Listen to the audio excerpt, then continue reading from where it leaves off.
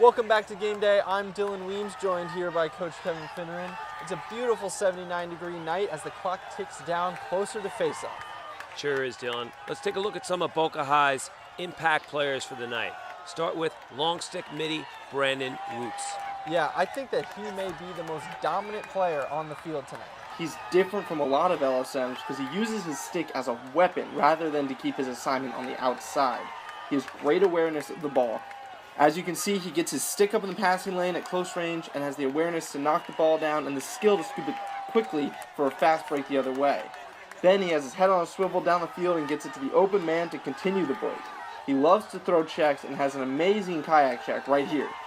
Now, that can get a lot of guys in trouble with penalties, but he has great control and timing with his checks. Now, this is level 2 stuff right here. Not only does he pick up the ground ball and gets it to the open man, he shows a lot of patience trailing the play. Gets the feed, buries it high to low. That's textbook for an LSM. Here we see more of his ground ball skills. Way to fight through and get the fist pump, and then move the ball to the outside in space. And if you haven't noticed, he's fast. What an absolute weapon to have in transition. He blows by the midi, and his attackman sneaks behind the defense for the easy goal. He gets the assist on that one.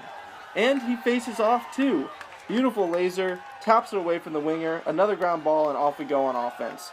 The kid simply stays with the ball and has great hand-eye coordination. He never gives up, and he has a great motor.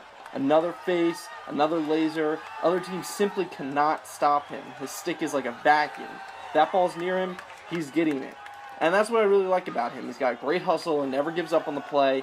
He takes it all the way through and makes life easy on his teammates, and he may be matched up on Eagles' Chris Castellon tonight.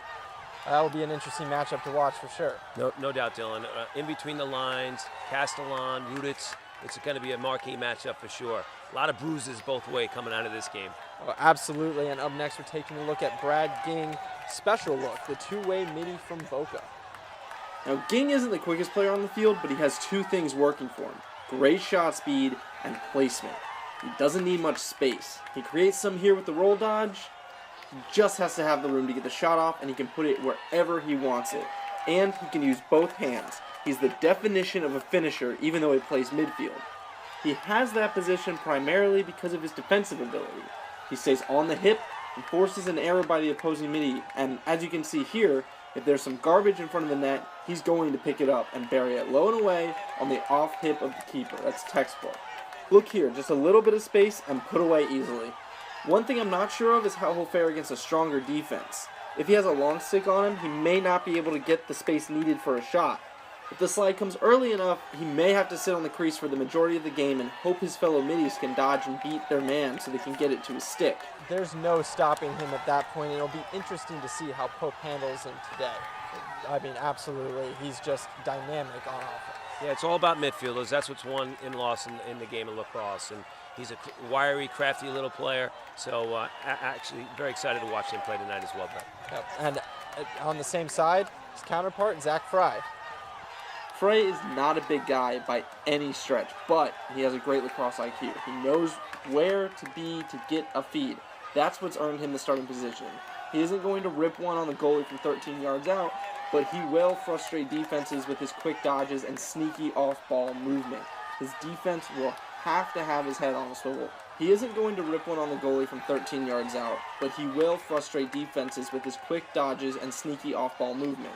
His defensemen will have to have their heads on a swivel at all times to make sure Frey isn't sneaking into the space between two guys. There won't be any time to recover thanks to his quick release. If defenses want to contain him, they're going to really have to pack the crease. They cannot let any feeds get through tonight, Coach. No doubt. Zach Fry picking up the slack for recent graduates, Ryan Clinton and Parker Giotano. So I'm excited again to watch him play tonight. Should be good. And that being said, some of those names that I've talked about, Boca High's had a tremendous run the last 2 years, sending kids to Division I, Division II, Division III programs.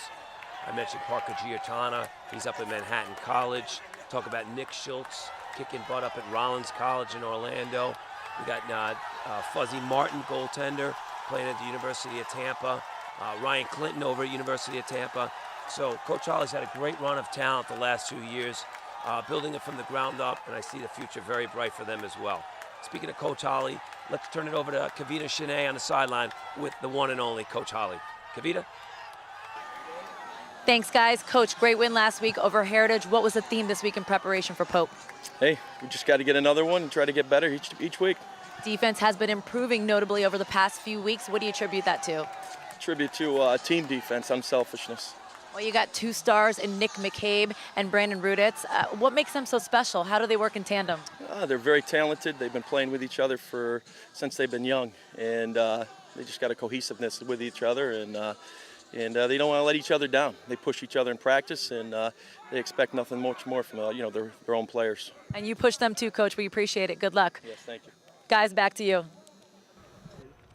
And coming up after the break, we'll be joined by Eagles head coach Andrew Bolger right after.